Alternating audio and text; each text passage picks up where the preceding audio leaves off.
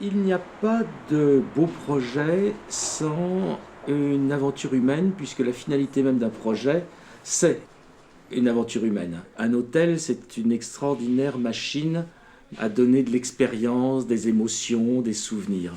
Donc il faut respecter ce processus, il faut de l'humain, de l'amour au début, pendant tout le process jusqu'à la fin. C'est ça qui est très agréable ici. Il y a de l'esprit. On est dans l'indiscernable, on est dans l'indicible. C'est-à-dire que dans une chambre comme celle-là ou comme dans d'autres, normalement dans une chambre d'hôtel, vous arrivez, c'est joli quelquefois, c'est bien fait, c'est confortable, mais c'est vide. C'est terriblement vide. Et quelquefois c'est assez grand. Et quelquefois, on sent bien que pendant les 2-3 jours que l'on va passer dans cette chambre, on n'arrivera pas à la remplir, on n'aura pas amené assez d'histoire, assez de passé, assez de magnétisme personnel, on ne pourra pas laisser assez d'aura de soi-même pour vivre, pour s'approprier. Alors là, on va arriver chez un ami, qui n'est pas n'importe quel ami.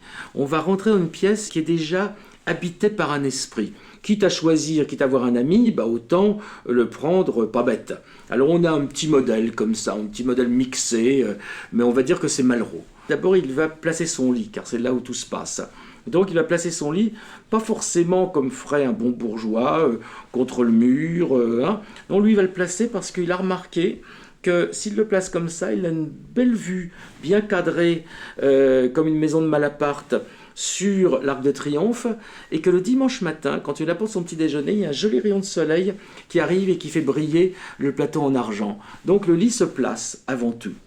Après, c'est un homme qui a des idées. Donc, il va se réveiller la nuit. Alors, il va vouloir avoir à portée de main quelque chose pour écrire. Donc, il aura une console derrière lui. Cette console aura un papier, un crayon, des choses comme ça, plus des souvenirs, des sédiments, une femme qui a lui laissé une lettre. Et donc, c'est une chambre qui va s'organiser de multiples scénarios passés et possibles. Ce ne sont rien que des jolies pensées.